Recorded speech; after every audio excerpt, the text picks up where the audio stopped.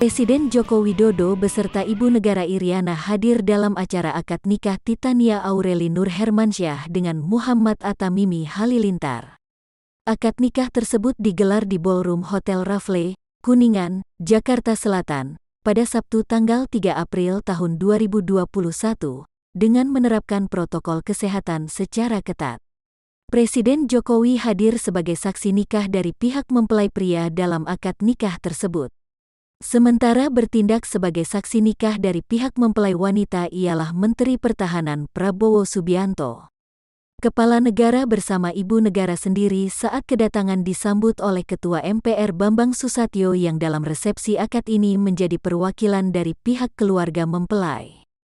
Sebelum meninggalkan tempat acara, Presiden Joko Widodo beserta Ibu Iriana terlebih dahulu memberikan ucapan selamat kepada kedua mempelai.